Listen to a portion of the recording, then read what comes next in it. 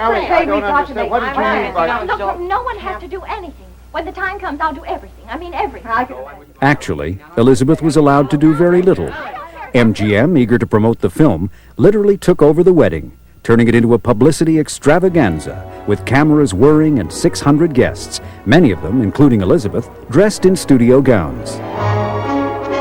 And so, on May 13th, 1950, wearing a dress stitched by 15 seamstresses working full-time for 8 weeks, Elizabeth Taylor, barely out of high school, married for the first time.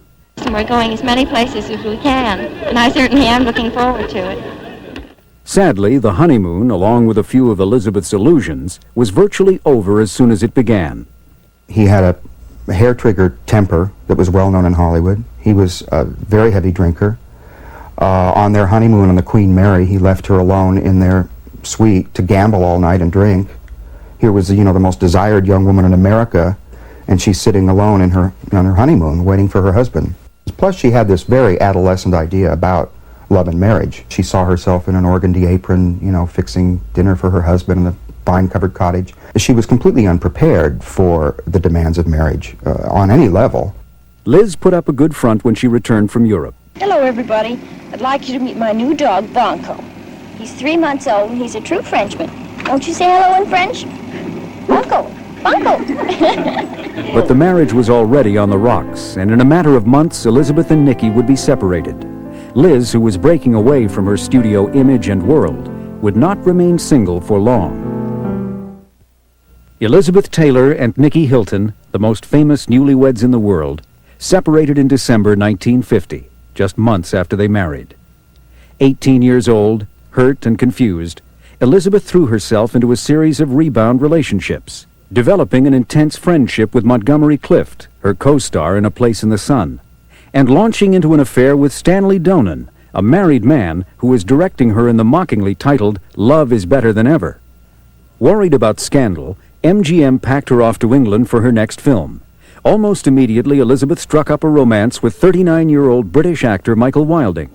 Barely a year after her divorce, and not yet 20 years old, she tied the knot for the second time. Oh, of course I am. I'm very glad.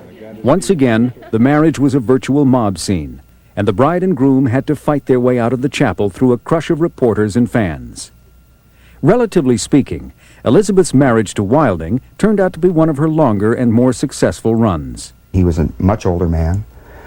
She sort of, I think, played out the role of the young matron housewife with him. She had her sons with him. She was trying to live up to his age. She was still in her early 20s, and she was living like a 40-year-old wife would. He was a very important marriage for her because she had 2 wonderful children by him, Michael and Christopher Wilding. And I think that she would give him high marks and sentimental pluses because of that alone. With marriage and motherhood taking up most of her time, Elizabeth did little of note as an actress until 1955, when she teamed with Rock Hudson and James Dean in Giant. I guess you're about the best-looking gal we've seen around here in a long time. The role was a stretch, calling on Taylor to age 50 years. Rounding into form as an actress, she pulled it off and got the best reviews of her career. Giant was also important on a personal level, as Taylor developed passionate if doomed friendships with her co-stars. Just days after finishing his work on Giant and getting a farewell Siamese kitten from Liz, 24-year-old James Dean died when he slammed his silver Porsche into the side of another car. A year later, while filming Raintree County, Montgomery Clift almost died in a car crash after leaving a dinner party at the Taylor home. Liz, among the first to the scene, reportedly pulled Clift's teeth out of his throat to keep him from choking, and held his head in her lap until an ambulance arrived. Taylor was less successful coming to the rescue of her marriage with Wilding, the embers of which had been burning out for years. The studio, still acting out the parental role, announced their separation on July 19, 1956. They had been married 4 years. The next day, she got a call from flamboyant producer Mike Todd, a 47-year-old self-made millionaire who had met Taylor weeks earlier at a party on his yacht. Todd told her flat out that he loved her and intended to marry her. Mike Todd was this, amazing, blustering, sexy, wild guy that was produced shows on a shoestring, had gone through bankruptcy, always had fabulous women in his life. He just bowled Elizabeth Taylor over. He was very rebellious sort of guy who always went against the grain, and he taught her to be that way. She's quite different after she was married to Mike Todd. He said, audacity makes the star, and she began to live by that motto. They married in Acapulco on February 2nd, 1957, one day after Liz and Wilding divorced. Todd's closest friend, singer Eddie Fisher, was best man. Fisher's wife, Debbie Reynolds, was matron of honor. Elizabeth, a bride 3 times, was 24 years old. 3 times, it seemed, was the charm. Liz and Todd's affection for each other was obvious as they spent a year traveling promoting Todd's Around the World in 80 Days. When the movie won Best Picture Oscar in 1957, Todd seemed more thrilled with his wife than the award. This, sweetheart, proves beyond the question of a doubt that it's better to be lucky than smart, to win the 2 biggest prizes in Hollywood in 1 year. This and this. Well, I think you're smarter than you're lucky. Oh, well, you're partial.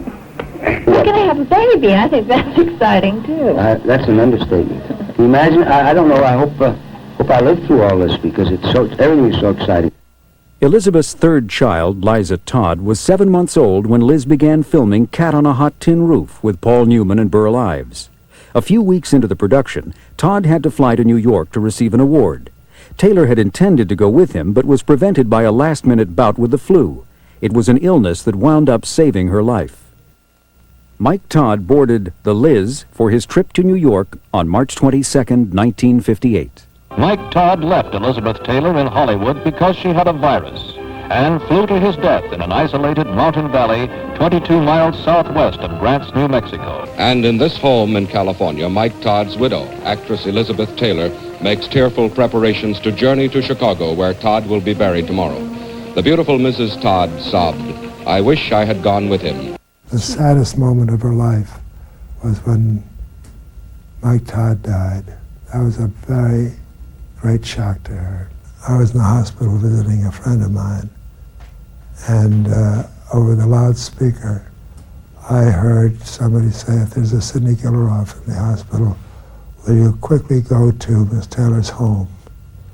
It's urgent." And then I rushed there, only to find she was in a state of collapse. They couldn't leave her alone, and there was no point in putting a nurse with her, because she was sedated, and when she'd wake up, she'd start to scream.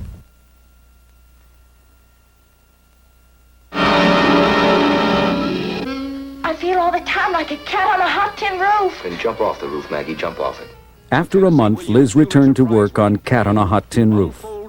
The Tennessee Williams play about tortured desire provided a cathartic outlet for Liz, who attacked her role with steamy, almost wrathful intensity. Maggie, the cat is alive! I'm alive! The film, along with her next 2, Suddenly Last Summer and Butterfield 8, marked a turning point for Taylor. A shift in her image from alluring niceness to honest, almost angry sensuality. Her marriage to Mike Todd and the death of Mike Todd seemed to liberate something in Liz, who now allowed stronger, darker, more complicated and dangerous emotions to pour through, both on and off the screen.